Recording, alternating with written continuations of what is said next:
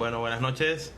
Vamos a esperar que se una nuestra invitada, la doctora María Laura Brás, para poder comenzar con esta actividad.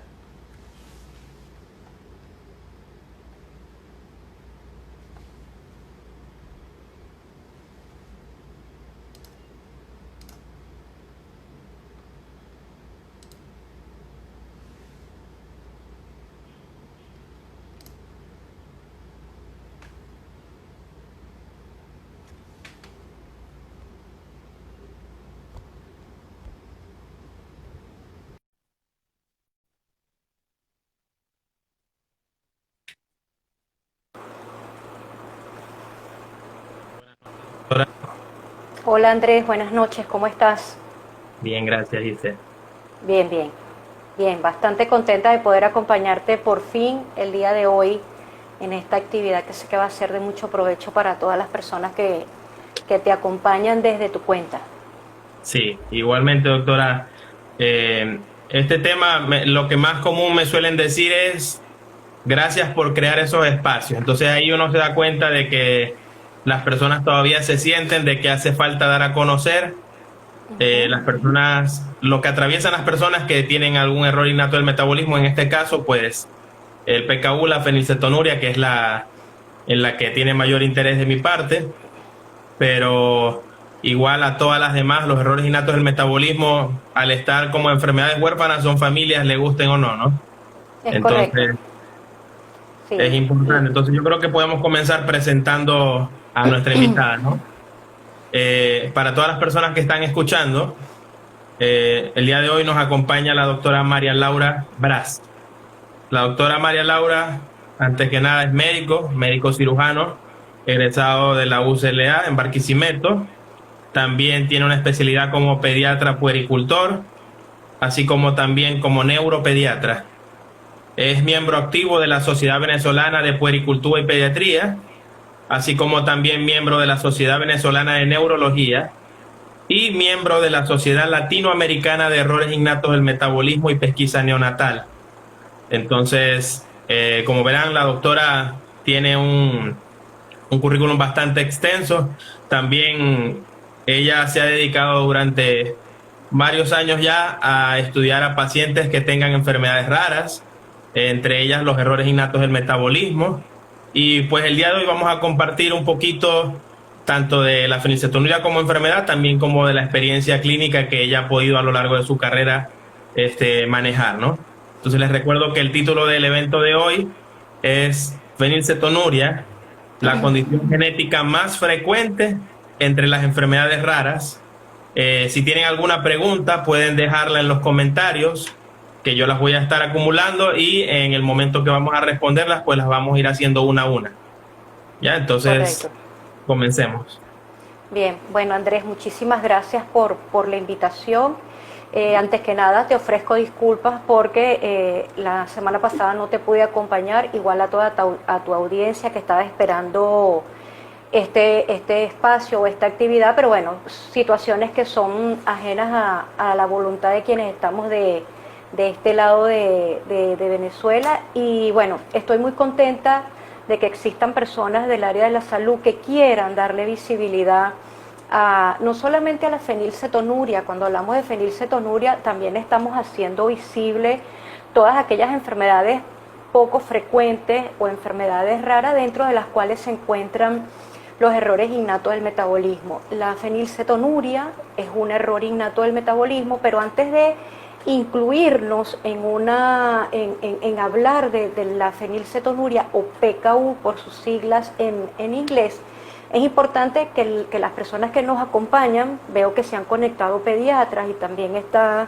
la licenciada de FIDE, que es terapeuta ocupacional certificada en integración sensorial, pero también hay papás que es importante, antes de hablar de la fenilcetonuria, definir qué es un error innato del metabolismo. Entonces, de manera general, un error innato del metabolismo es una enfermedad, como su nombre lo dice, de origen metabólico, de causa genética, cada enfermedad con un patrón genético específico y que tienen o que comparten como principal característica de que regularmente esas mutaciones van a traer como consecuencia que las enzimas de nuestro organismo que tienen una función específica sobre una ruta metabólica van a estar ausentes o van a estar en poca cantidad o tienen una estructura que las hace disfuncionales o que a pesar de que estén presentes no funcionen de manera adecuada. Entonces, cuando esa mutación me afecta una enzima, todos los sustratos o todas las sustancias metabólicas que dependen de esa enzima no se van a poder degradar o reutilizar o distribuir, sino que se empiezan a almacenar en diferentes órganos y tejidos y produce un amplio espectro de sintomatología clínica dependiendo de cuál sea la enfermedad, porque errores innatos del metabolismo hay muchísimos, ¿ok? Y pueden estar alterados distintas rutas, el metabolismo de las proteínas, de los aminoácidos, de la urea, del amonio, el metabolismo energético, o sea, hay una gran cantidad de enfermedades metabólicas que necesitamos que los pediatras de atención temprana, los médicos generales, los terapeutas sospechen o al menos la conozcan para que un niño pueda ser detectado oportunamente y en base a esa detección lograr un tratamiento, un diagnóstico asertivo y un tratamiento oportuno, ¿ok?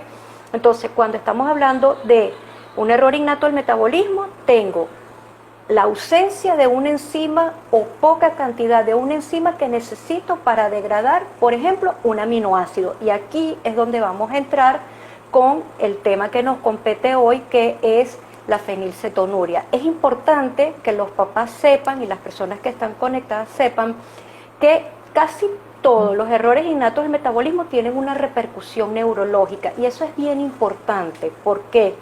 Porque desde el punto de vista pediátrico es importante saber que el neurodesarrollo es un periodo crítico en el cual ese cerebro, los primeros 6 años de vida, va a ir interactuando constantemente con el ambiente, con el entorno, para poder adquirir funciones cerebrales superiores como la cognición, el lenguaje, etc. Si yo tengo una enfermedad que afecta el neurodesarrollo y que yo no la detecto a tiempo, voy a tener un niño muy comprometido, ¿ok? Entonces, ¿qué pasa con la fenilcetonuria? La fenilcetonuria es un error innato del metabolismo. ¿De qué parte del metabolismo? Del metabolismo de los aminoácidos, que nosotros también los llamamos errores del metabolismo intermedio, ¿ok?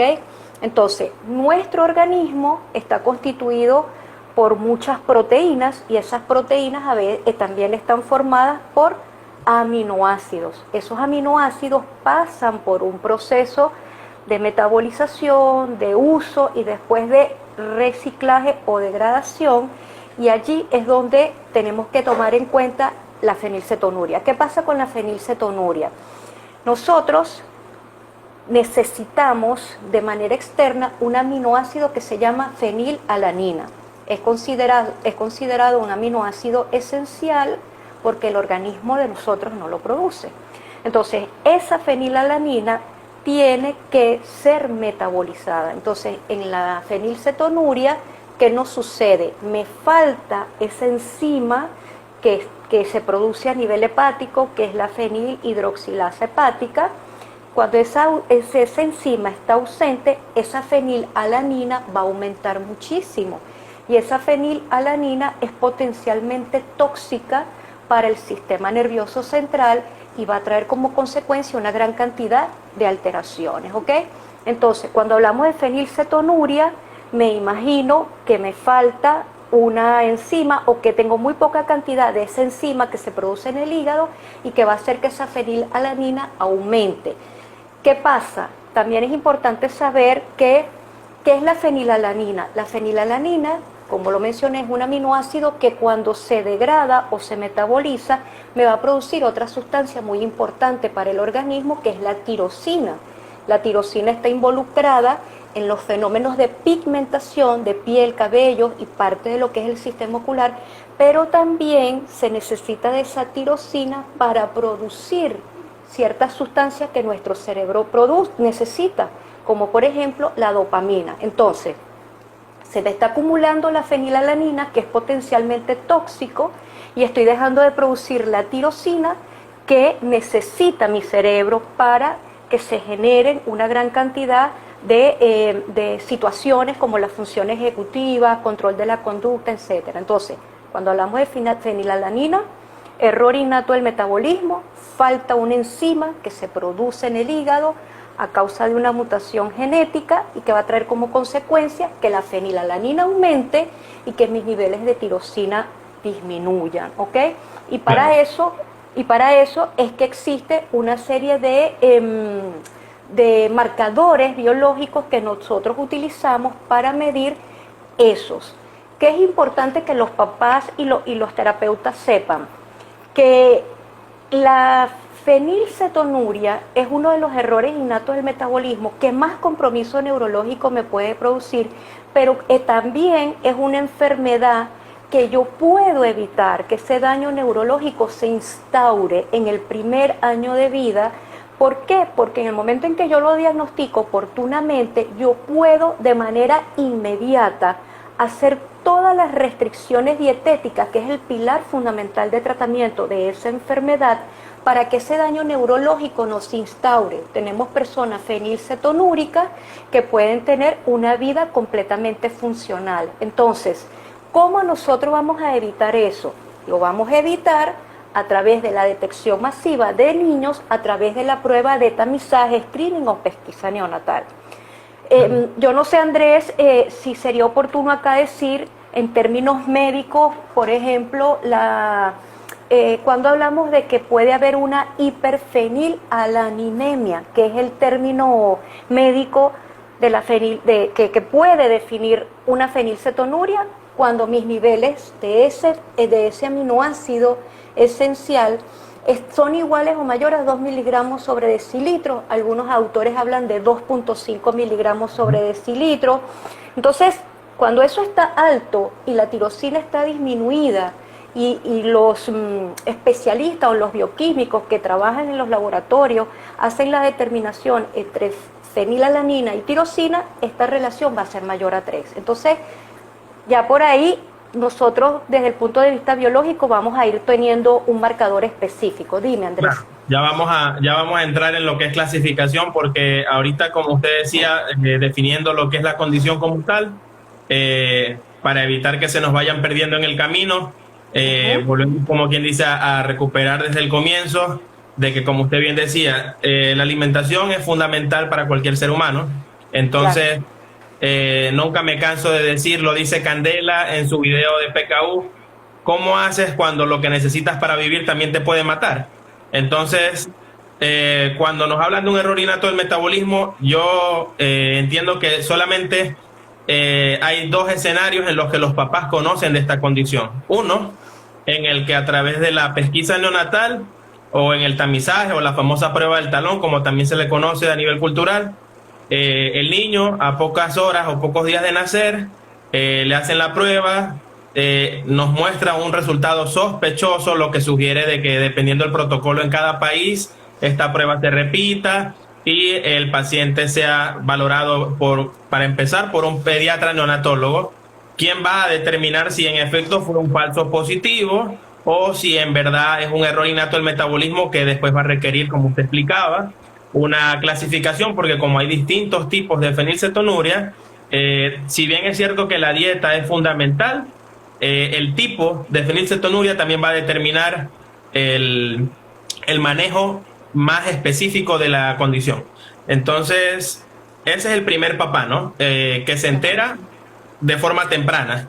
El otro papá es el papá que tiene un niño o niña que a los 10, 11 meses venía bien, venía todo perfecto, y de repente el papá comienza a notar, porque los papás somos así, los papás comparamos nuestro hijo con el sobrino, con el primo, y empezamos a notar que hay algo que está pasando que no es normal.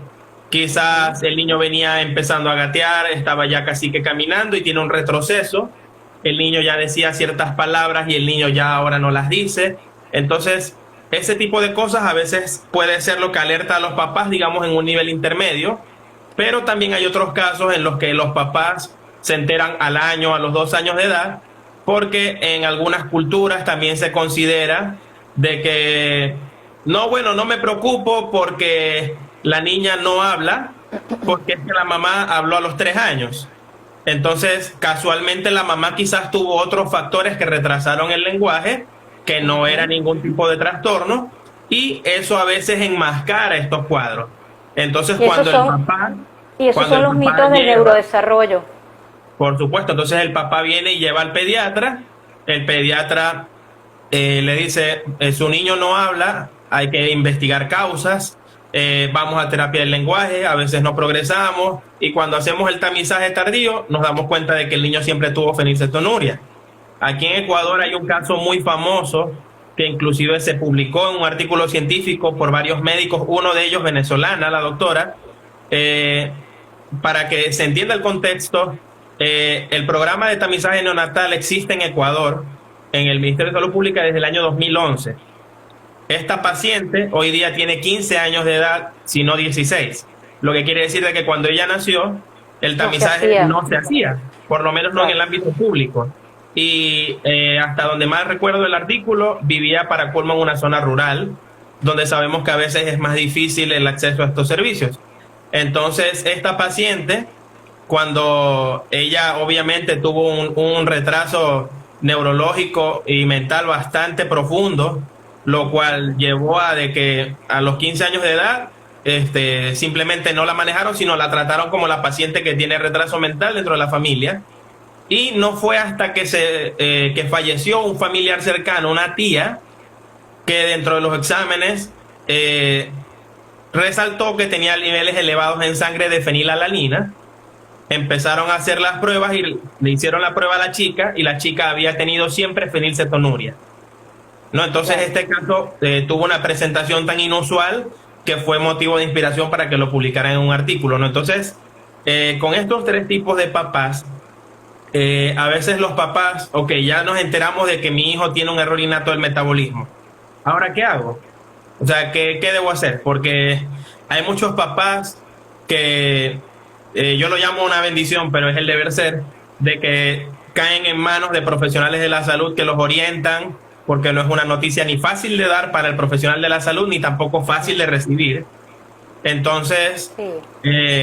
los papás cuando reciben esta noticia, es muy abrumadora, y yo siempre lo cuento, en mi caso yo la recibí el día de mi cumpleaños.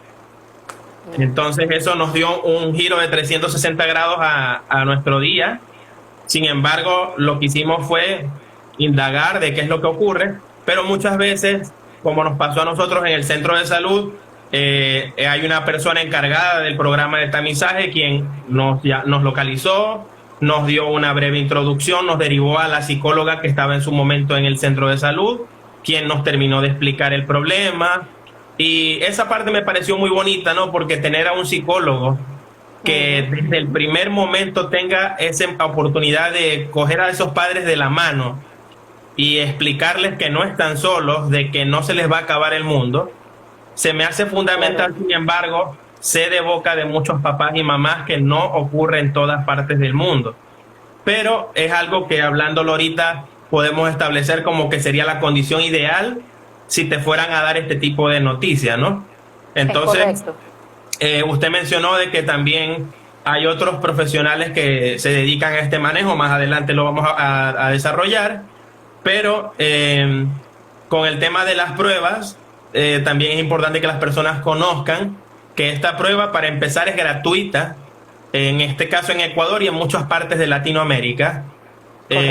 Entonces es algo que a veces los papás piensan cuánto me va a costar ese examen, ¿no? Claro. Y en el peor de los casos, en el caso de Ecuador, hay algunas pruebas que son mucho más específicas para casos muy particulares que requieren otro tipo de qué sé yo, de repente haya que especificar cuál es el genotipo específico que tiene el paciente, donde esas pruebas igual hay muchas organizaciones.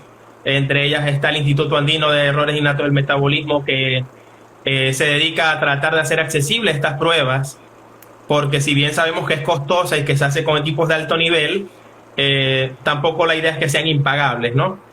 Correcto. Entonces, partiendo de ahí, como usted decía, el profesional de la salud se dedica, cuando recibe este tipo de pacientes, a orientarse clínicamente a cuáles fueron los primeros valores que aparecieron de alerta en la prueba de tamizaje, porque bien está documentado de que si el paciente, por ejemplo, tuvo valores cercanos o por encima de 1000 milimoles por litro, eso sugeriría de que el paciente fuertemente tenga un PKU de tipo clásico. Pero cuando son valores, exacto, pero cuando son valores que quizás están por encima de la media, que es 182 milimoles por litro, puede hacer que sea un poquito más minucioso llegar a ponerle el nombre específico a la clasificación. Sin embargo, como usted decía, no es cuestión de perder el tiempo en ponerle una etiqueta, sino hay que abordarlo con la alimentación desde cero, porque también la clínica nos va a ir dictaminando a medida que el paciente va admitiendo su dieta, se hacen los controles, el paciente va a decirnos y su propio cuerpo nos va a decir qué tipo de PKU es. Entonces, antes de continuar, por último, creo que también podemos conversar de que la fórmula, siempre escuchamos que estos pacientes toman una fórmula o un preparado nutricional. Esta fórmula, para los que no lo conocen, es un alimento que está especialmente diseñado para suplir las necesidades nutricionales que los pacientes PKU tienen. Porque como decía la doctora, si no puedo consumir altos niveles de proteína porque contienen fenilalanina y pueden causarme daño neurológico, pero al mismo tiempo conozco que las proteínas son indispensables para la salud, ¿de dónde las voy a sacar? Estas fórmulas tienen una proteína sintética, o sea, que se desarrolla en un laboratorio, que es libre de fenilalanina. Entonces, así como en pediatría, en la medicina general, se conoce de que los valores de requerimientos diarios de consumo de proteínas van a ir acorde a muchas cosas como la edad y la talla del paciente, pero supongamos, para que sea un ejemplo que sea fácil de entender, ¿no? Supongamos que un paciente X necesita consumir 10 gramos de proteína al día, pero como tiene PKU, solo puede metabólicamente aceptar el equivalente a 2 gramos de proteína. ¿Qué hacemos con las otras 8? Ahí es donde entra la fórmula que va a proporcionar esos 8 gramos de proteína sintética libre de fenilalanina para que pueda suplir este déficit de proteínas que normalmente podríamos obtener por la dieta, sin olvidar que también estas fórmulas, lamentablemente el amargo sabor o la falta de palatabilidad que le llamamos con ese término médico, lamentablemente la razón que la tiene es porque está tratando de acumular de forma concentrada las otras vitaminas, nutrientes y minerales que el cuerpo también necesita y que lamentablemente no podemos consumir de una dieta normal. Entonces de ahí entra la experiencia de muchas mamás y papás de buscar hacer arte y magia en la cocina para que esa fórmula tenga un sabor más agradable. Entonces quería pedirle a usted que ahora nos ayude clasificando o cómo clasifican las últimas guías de los expertos los distintos tipos de PKU. Fíjate, yo quería rescatar parte de lo que has mencionado, Andrés, en cuanto a la importancia. Yo pienso que darle visibilidad a estas condiciones es importante, sobre todo por parte del gremio de la salud, porque yo no sospecho no diagnostico lo que no sospecho, pero no sospecho lo que no conozco. Entonces, a veces, cuando uno no le pone la lupa a un paciente que de pronto tiene autismo, por ejemplo, o que de pronto tiene una pigmentación en la piel distinta, y es ese niño que tiene autismo, y digo autismo porque dentro de la fenilcetonuria está descrito un fenotipo conductual muy característico de las conductas del autismo, ¿ok? Y es ese niño que de pronto no evoluciona o no avanza y la mamá está haciendo todo lo correcto. Ahí es cuando el profesional sanitario o el profesional de la salud tiene que decir, ya va, yo tengo que ver qué está pasando con este niño, vamos a echar hacia atrás y déjame ver qué estoy dejando por fuera, porque en el caso particular del autismo, sin querer alejarme del tema que nos compete hoy, es una condición, no existe una causa claramente definida, pero existen condiciones metabólicas y existen condiciones sindromáticas que te pueden explicar. Y partiendo de un diagnóstico, tú puedes prever en el tiempo qué voy a hacer para evitar que las conductas disruptivas se presenten, que la epilepsia se presente, que la espasticidad se presente, ¿ok? Con respecto a la clasificación, ha habido una gran cantidad a lo largo del tiempo y a lo largo de los años de estudios que han intentado clasificar la fenilcetonuria. ¿Por qué? Porque existe, la fenilcetonuria yo lo veo como una patología pleomórfica. Hay muchísimas mutaciones y cada mutación te permite o no tener la enzima o tener menos de un 1% de actividad enzimática o... Dime. Más de 900 mutaciones se han documentado para los que están escuchando. O sea, no son una, no son tres mutaciones, Exacto. más de 900 mutaciones. Correcto, entonces eso a veces nos ha hecho o ha hecho por parte de los expertos difícil obtener un consenso que permita clasificarlo, igual que cuánto de tolerancia de la incorporación de fenilalanina yo puedo decir que un paciente tolera, porque yo puedo tener un paciente con una fenilcetonuria leve, pero tiene un bajo umbral de tolerancia cuando yo incorporo la fenilalanina. O sea, cada paciente es único. Lo que sí está estandarizado y establecido es que yo puedo tener hiperfenilalanemia, que es el término de aumento de la fenilalanina en sangre, sin síntomas y con un rango permisible, ¿verdad? Que en algunos estudios hablan de 2 a 4 miligramos sobre decilitros, nosotros aquí lo manejamos de esa manera, y que yo a ese paciente, si está asintomático, si tiene un buen desarrollo neurológico y aparte de eso, la relación fenilalanina-tirosina se mantiene normal, a pesar de que no esté en 2 o por debajo de 2.5, que es lo más global que se acepta, yo puedo decir que este paciente tiene una hiperfenilalanemia, pero tengo que observarlo y tengo que hacer unas pruebas de una manera regular, porque si en algún momento esos niveles tienden a aumentar, yo tengo que de una vez instaurar el abordaje nutricional, ¿ok? Esto con las hiperfenilalanemias que llaman benignas, ¿ok? Benignos, ¿por qué? Porque tengo una mutación, pero esa mutación hace que de alguna u otra manera yo esté produciendo un porcentaje de enzima que me permite barrer la fenilalanina o que permite metabolizarla para que mi tirosina se produzca bien, para que este aumento no sea tóxico y para que haya un equilibrio, ¿ok? Eso por un lado. Y con respecto ya a la fenilcetonuria claramente definida, ¿ok? Todavía seguimos manejando la clasificación de fenilcetonuria clásica o la fenilcetonuria moderada y la fenilcetonuria leve. Regularmente estos pacientes tienen unos niveles de fenilalanina en sangre que son potencialmente tóxicos para el sistema nervioso central. ¿Y por qué insisto tanto en el sistema nervioso central? No es porque a mí me parezca ni porque yo sea la neuropediatra, sino que es el órgano diana de esta enfermedad, ¿ok?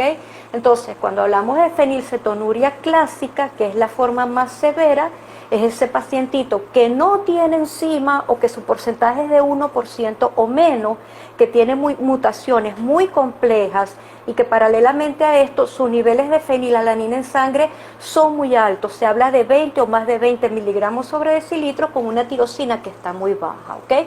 Entonces, ese paciente de todas es un paciente que de manera inmediata en los primeros 30 días de vida debe iniciar un proceso y un protocolo de rehabilitación nutricional. Y yo necesito, Andrés, que si me disperso un poco, me recuerdes algo que quiero comentar de la lactancia materna con respecto a la fenilcetonuria, ¿sí?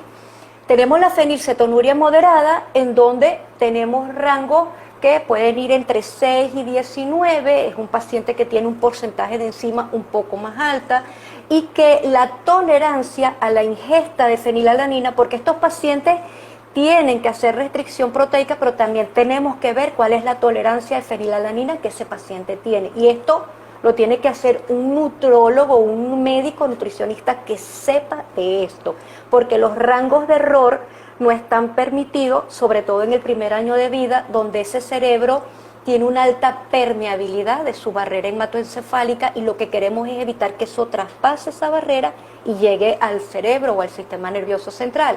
Entonces allí los valores establecidos por algunos autores, incluso la literatura anglosajona, España, San Juan de Dios, INTA en Chile, habla de 6 a 19 y ya la más leve son aquellos pacientes que tienen unos rangos un tanto más bajos, entre 2 o 4, aunque siempre lo que se apunta es que este niño tenga un valor que oscile o que no supere los 2.5 miligramos sobre decilitro.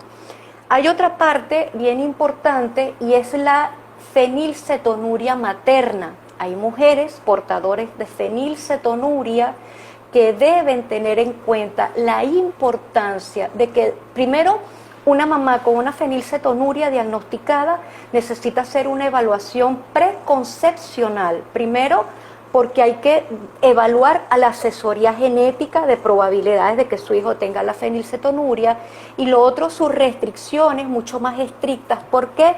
Porque la fenilalanina tiene la particularidad de pasar a través de la barrera hematoencefálica y deteriorar el sistema nervioso central inútero. De hecho, está descrito retardo del crecimiento intrauterino, poco movimiento fetal, muchísimas cosas, ¿ok? Entonces, es bien importante saber que la clasificación en más o en menos no deja de ser importante, porque me va a decir cómo va a ser el abordaje nutricional de ese niño. También es importante, pero más allá de eso, es importante saber que la fenilcetonuria se tiene que diagnosticar en el periodo neonatal, que es decir, en el momento en que el niño nace.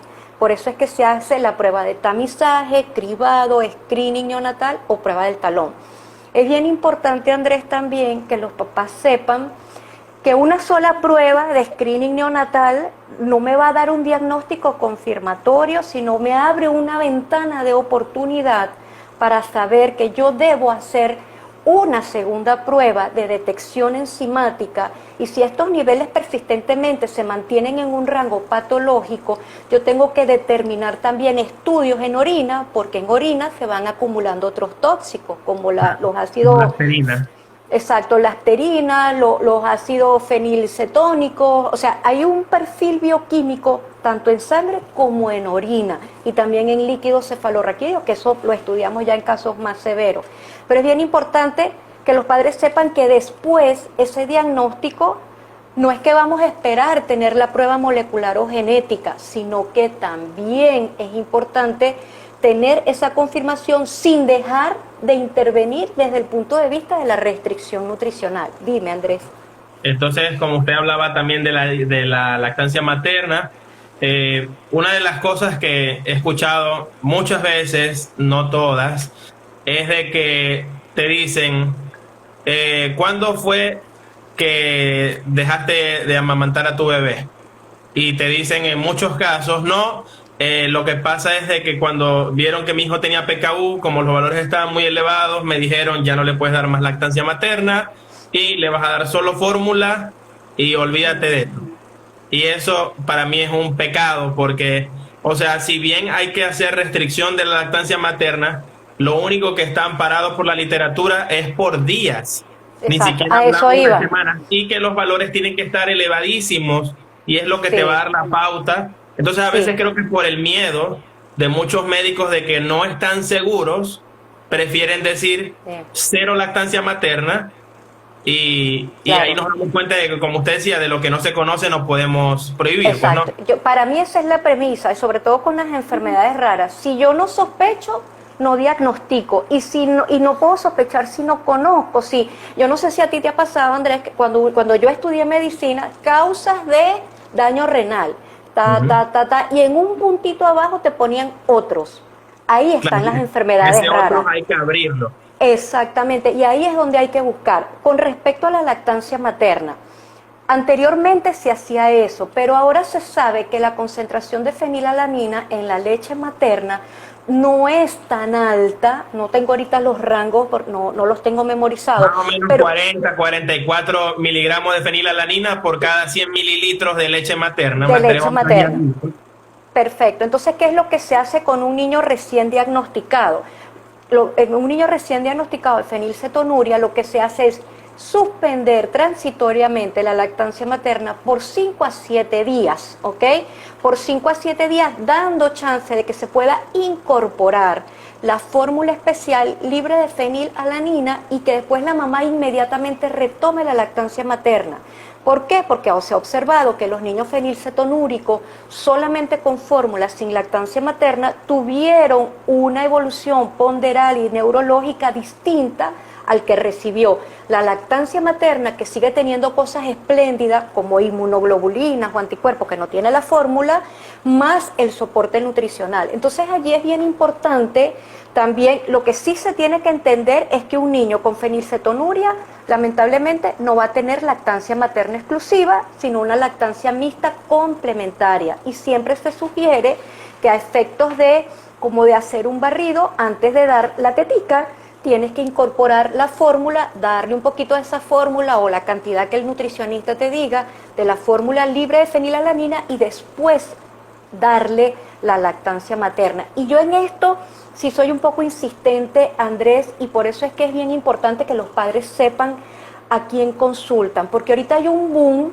de asesores y de coach que no son profesionales de la salud y que te están hablando de lactancia materna y que te están hablando del sueño, y es como un pecado hablar de que transitoriamente tú tienes que suspender la lactancia materna, igual que en la galactosemia, que es otro error innato del metabolismo, pero que eso sí es eliminar por completo la lactancia materna. Entonces tenemos que saber bien de dónde vamos a obtener la información que tenemos, sobre todo en este tipo de casos, porque esto es algo de detalle. O sea, vas a suspender la lactancia materna, sí, pero por 5 o 7 días, no más de allí, porque su bebé va a necesitar la tetica igual, y la concentración de fenilalanina no es tan tóxico, y siempre tomando en consideración que primero va la fórmula y después va la teta. Sí, yo creo que las veces, por ejemplo, cada vez que yo conozco papás, trato de, como les digo, cuéntame tu novela, cuéntame tu historia, porque cada uno tiene un drama más fuerte que el otro, tiene mucho valor, ¿no? Porque por lo menos yo trato de sacar hasta de las historias más fuertes algún aprendizaje, porque si yo no sé lo que viven los pacientes, no puedo entender o buscar la manera de buscar ayudarlos de otra forma. Entonces, ahí yo me he dado cuenta de algunas, yo llamo debilidades que cometemos a veces en el equipo de salud, donde, como usted decía, los coaches nutricionales que te quieren decir no hagas esto o haz lo otro. Yo creo que esa es una línea muy delicada, porque hay mamás que han tenido una experiencia increíble, que es la que siempre comparábamos con la experiencia de la abuelita, que sabe mucho porque tuvo 8 muchachos. Pero una cosa es la experiencia que las mamás adquieren a lo largo de la vida, que no debe confundirse con la educación formal, porque hay cosas que se te van a escapar. Entonces, ¿por qué? Porque todos los niños no crecen de la misma forma. Entonces, si bien es cierto que lo que las mamás viven dentro de su crianza y desarrollo de sus hijos tiene su valor, no debe confundirse o malinterpretarse con el rol que tiene un médico dentro de la familia. Ya, el médico forma parte de todas las familias, me refiero al médico general, el médico de atención primaria, el pediatra, los médicos a los que les confiamos la salud de nuestra joya más preciada, que son nuestros hijos. Entonces, a veces yo veo estos coaches en Instagram, en Facebook, en otras partes, y a mí siempre me llama la atención querer hacer como un seguimiento de quiénes son, porque eso me permite saber más o menos a quién estoy escuchando, ¿no? Entonces, termino viendo de que son, tienen 10.000 títulos en nutrición y soy experto en no sé cuánto, pero cuando vamos a la letra chiquita, soy periodista, soy abogado, soy cualquier otra cosa, menos un entrenamiento en el ámbito de la salud. Entonces, si bien es cierto que ellos ayudan a muchas personas con sus experiencias, hay un límite donde ya ellos no van a poder cubrir esas necesidades porque no tienen un entrenamiento médico. Si los médicos nos quedamos cortos. Entonces, esa parte es importante que los papás conozcan a quién le consultan, para a partir de ahí poder poner la salud de sus hijos en las personas adecuadas. Y eso es bien importante lo que mencionas, Andrés, porque incluso a veces para uno como profesional llegar a un diagnóstico definitivo con este tipo de patologías que simulan cualquier otro tipo de enfermedad más frecuente es bien complejo. Esto porque está en el programa o en el protocolo de screening neonatal, igual que la galactosemia, que la hiperplasia suprarrenal congénita, por lo menos acá en Venezuela. el hipotiroidismo congénito, pero ¿qué pasa con las otras enfermedades neurometabólicas que son los grandes simuladores de patologías del desarrollo o del neurodesarrollo? Enfermedades mitocondriales, enfermedades peroxisomales, enfermedades de depósito lisosomal. Entonces, es bien importante que los papás filtren bien cuál es la información que están consumiendo al respecto de esto. También me parece importante aclarar, como usted decía, el tema de las pautas a seguir. Si un papá escribiera ahorita en Google PKU o fenilcetonuria Ecuador, o la ciudad donde vivan o el país donde vivan, les va a salir la guía ecuatoriana, la guía mexicana, la guía española. Entonces el papá lee esta guía y el papá piensa que, ok, si esta es la guía del protocolo ecuatoriano, lo hablo por mi caso porque yo siento que estoy dentro del sistema de salud desde ambas canchas, ¿no? Como papá que hace atender a su hija en el servicio público, y también como estudiante que me formo en los hospitales. Entonces, yo leo la guía y trato de analizarla y me doy cuenta de que la guía te establece pautas como de lo que uno debe llegar a hacer. Pero a veces nuestra realidad individual no permite que se cumplan a 100% por las mejores intenciones que hayan, a veces por recursos que son de conocimiento público, pues, ¿no? Entonces, las guías me parece una herramienta increíble, pero para la formación del profesional de la salud. Considero que nos hace falta una guía dirigida a padres que permita diferenciar estas cosas, porque el papá, cuando lee este tipo de guías, primero que está en un lenguaje técnico médico. Abrumador. Abrumador. Y sí. por más de que el papá sea un ávido lector o lectora, es difícil. No solamente es leer lo que dice, sino interpretar el propósito con el que el autor de estos múltiples estudios hacen las recomendaciones. Entonces, si yo leo que la recomendación dice tal cosa, pero no sé qué tipo de recomendación es según las pruebas que tuvo ese estudio, no puedo entender lo que el autor en verdad está queriendo decir. Entonces, esto puede hacer de que el papá se distraiga de quizás enfocarse en cosas que son más importantes, como la parte nutricional del paciente, porque no pensar que una prueba milagrosa que acaban de inventar, una prueba compleja, me va a decir el pronóstico de mi hijo. O sea, si tuviéramos aquí en este momento al doctor Folling y le mostráramos todo lo que hay, él todavía no te podría decir cuál es el pronóstico de tu hijo, porque el pronóstico de tu hijo lo van a marcar dos cosas: la perseverancia y la resiliencia de los papás, abrazado con el equipo de salud, y la dieta. Vemos que están en múltiples estudios, que la edición genética y todo lo que queramos, pero eso son cosas que todavía es importante conocerlas para que nosotros sepamos de que se está haciendo lo imposible por llegar a dar mejores opciones terapéuticas. Pero la terapéutica fundamental es la alimentación. Entonces, es la alimentación, sí, es correcto. Esa parte se me hace impresionable.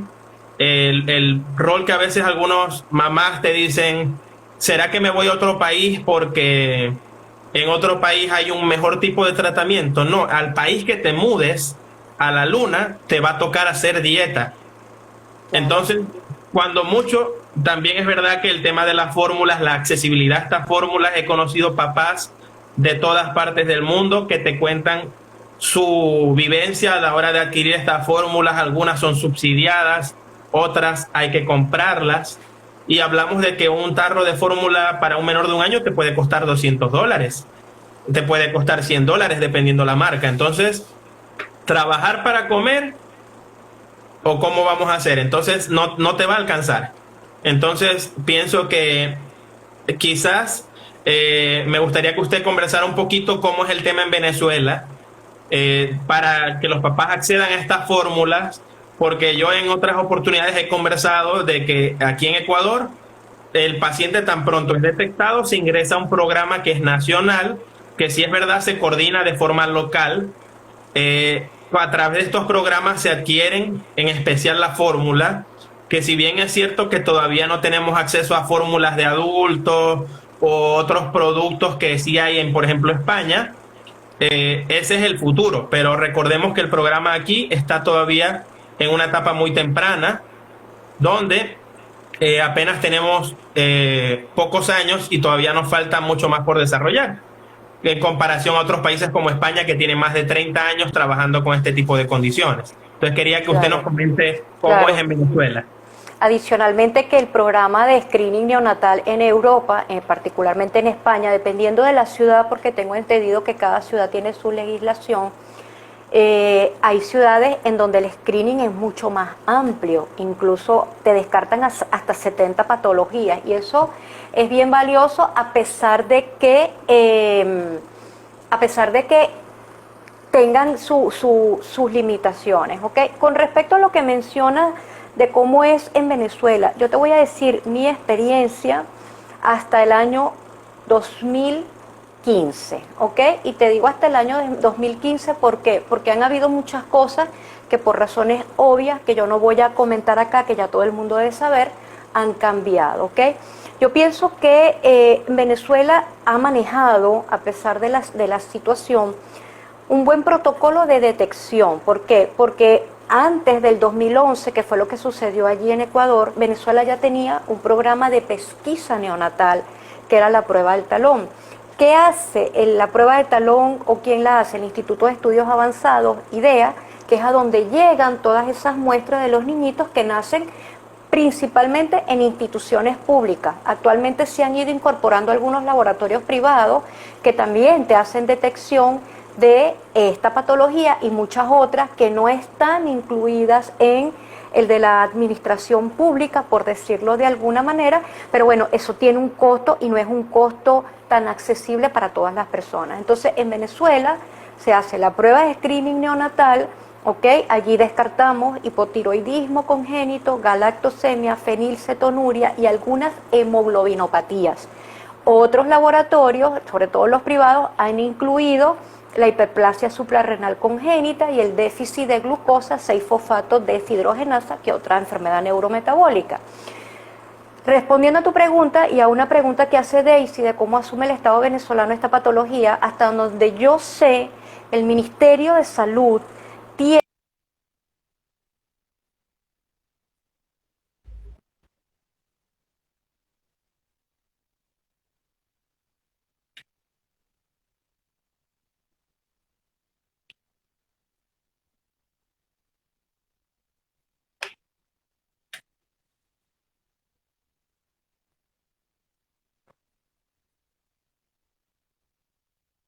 Ahora sí, me decía que el Ahora sí. Ministerio de Salud tiene... Ajá, sí, ahí vuelvo. ¿Qué es lo que regularmente se hacía? El Ministerio de Salud, una vez que se detectaba un niño, por ejemplo en el IDEA o en el Instituto de Ciencia y Tecnología, que era donde se hacía la prueba de talón, en el momento en que un niño se diagnostica con una fenilcetonuria o daba un valor que requería ser estudiado, de allá los médicos que están allí, que creo que todavía están allí, y es una de las autoras del trabajo que tú mencionas, que para mí es una de las referentes en este país, que es la doctora Antonieta Mafut, se llamaba el paciente por teléfono, y así el paciente viviera en Amazonas, ese paciente tenía que trasladarse hasta Caracas, se hacía una nueva confirmación de la patología y ese paciente se deriva a una consulta con una pediatra neonatólogo en un hospital de la ciudad de Caracas, en donde se le hacía el protocolo nutricional y se le daban las fórmulas, ¿ok? ¿Qué pasó luego? Yo no sé decirte, Andrés, si ahorita estos pacientes están recibiendo la fórmula o no las están recibiendo, porque, por ejemplo, en el caso particular de los pacientes con enfermedades de depósito lisosomal, por ejemplo, enfermedad de Gaucher, muchos se infundían aquí en el país hasta que dejó de llegar el tratamiento acá y esos pacientes tuvieron que irse para poder recibir la infusión, ¿ok? Pero no estamos quitando la situación país y todos los problemas que actualmente nos aquejan, no estábamos tan alejados de lo que es el deber ser y de lo que se hace. Lo que sí te puedo garantizar es que todo niño cuya muestra de papel de filtro o de screening neonatal tuviese una sospecha de fenilcetonuria o de galactosemia, inmediatamente ese paciente se ubicaba y se hacía venir y se dejaba constancia, sobre todo los que no vivían en Caracas, de que tenía que ir a esa evaluación con ese equipo de especialistas para la confirmación. Incluso muchos de ellos llegaron a tener pruebas moleculares porque también se hacían, ¿ok? Entonces, todo es como tú dices, todo va desde la dieta y a partir de la dieta. ¿Por qué? Porque no tienes de otra, no hay tratamientos novedosos. Lo novedoso de la fenilcetonuria son las fórmulas, que son un gran avance, pero si no la tienes subsidiada, no todos tienen la posibilidad de recibirla. Entonces, más o menos eso con respecto a qué se hace en Venezuela, eso es lo que se hace en Venezuela. Y el Ministerio de Salud, sí, hasta en el tiempo que yo estuve en Caracas, yo hice una rotación por idea, puedo dar fe del maravilloso trabajo que se hace allí. Esos pacientes se llamaban, se diagnosticaban, se hacían nuevas pruebas, se hacían estudios en orina, se confirmaba y ese niño inmediatamente empezaba el abordaje nutricional con el aporte de la fórmula, siempre pasado a través de una evaluación por un pediatra neonatólogo formado en esta área, en la parte de patología metabólica, y con un nutricionista, que si mal no recuerda era en el Hospital Materno Infantil de Caricuao. Estoy casi segura que era allí donde se hacían estas consultas una vez que el paciente pasaba por IDEA, que es el Instituto de Estudios Avanzados, que todavía funciona, a veces más, a veces menos, pero es así como se está desarrollando, pues.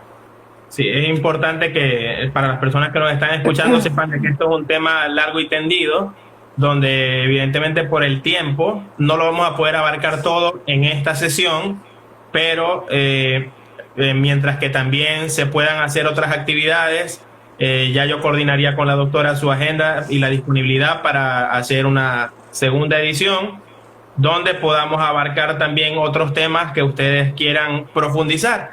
Entonces, al finalizar el en vivo, yo voy a subir un estado donde ustedes en esa cajita de preguntas van a poder colocar cualquier duda, cualquier inquietud. Ese estado va a durar toda la semana hasta el próximo lunes, donde ustedes, si no es hoy, sino que vieron este en vivo el miércoles, el jueves, van a poder igual preguntar. Y en el próximo evento que tengamos la oportunidad de tener a la doctora, vamos a poder utilizar eso como guía para también darle prioridad y desarrollo a otras inquietudes, ¿no?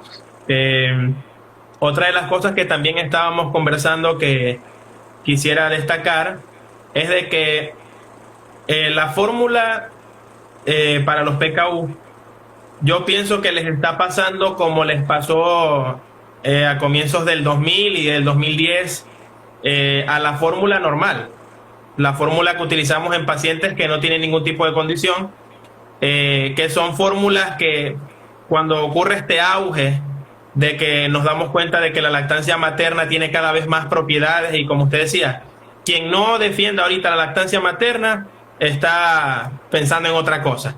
Entonces, quizás esa emoción por la lactancia materna ha hecho que algunos profesionales de la salud, no todos, y mucha parte de la comunidad de algunas mamás, satanicen a la leche de fórmula, en el sentido de que si yo veo a una mamá en un espacio público, que me ha pasado en el hospital, y la mamá, el bebé tiene hambre, la mamá que puede le da lactancia materna directo, y la mamá que por X razón de todas las contraindicaciones que haya para no poder dar de amamantar a su bebé, la mamá se ve en la necesidad de sacar su fórmula y prepararla en el momento. Eso es de motivo de que muchas mamás la vean mal de reojo, empiecen a cuchichear, a hablar mal de ella porque es algo negativo. Y a veces piensan de que seguramente no quiere amamantar porque no quiere que se le caigan los senos, o no quiere amamantar porque le duele, y no saben esa historia que puede tener esa paciente, que no la lleven una etiqueta en la frente, ¿no? Entonces, muchos no saben que antes de que existiera la fórmula sustituta o la fórmula que permite alimentar a un niño que no puede tener lactancia materna, antes de que esta fórmula se inventara, muchas veces las familias no tenían cómo alimentar a sus hijos, y muchos de ellos morían por malnutrición o por consumos de aguas que estuvieran contaminadas. Entonces me parece que es importante rescatar estas cosas, porque cada una de las opciones va a tener su indicación, pero los papás no se pueden olvidar de quien les va a ayudar a tomar la decisión, porque la decisión la toman los padres, pero la toma un padre informado. Entonces, el equipo médico educa y informa al papá para que el papá diga, bueno, tengo este problema, estas son mis opciones, vámonos por aquí. Y siempre de la mano con el médico que les acompaña. Entonces, eso es algo que al médico le toca mucho rescatar para que no se pierda, porque algunos, como en mi caso, tratamos de defender a estas mamás que están siendo bombardeadas por otras mamás y no es justo, ¿no? Porque no sabemos cuál es la historia que esa mamá pueda tener que no le permite a ella alimentar a su hijo como ella también a lo mejor quisiera, pues no. Y es el abordaje de otras mamás más el intrusismo profesional de otras personas que también te dicen que tienes que hacer esto, esto y esto, y no sabes lo que hay. O sea, yo no cuestiono la lactancia materna, no cuestiono el colecho, no cuestiono, pero hay cosas, o sea, yo pienso que cada especialista debe estar con su área, y si nosotros estamos ante un niño que no evoluciona bien, que venía bien y el neurodesarrollo se estancó o hizo una involución, o sea, no puedes nutrirte de lo que diga el resto, porque yo no estoy aquí diciendo lo que a mí me parece, yo aquí estoy hablando lo que he estudiado y lo que dice la evidencia científica, porque eso es un tema de años de estudio, tampoco un curso es una formación conducente a la obtención de un título, pero o sea, tienes que saber lo que estás hablando porque no estamos hablando de cosas menores, estamos hablando del neurodesarrollo.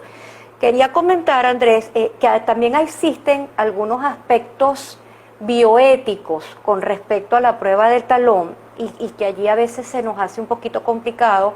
Hay padres que no quieren realizar la prueba de talón de sus hijos porque culturalmente o porque me pasó en una oportunidad con una persona de Europa.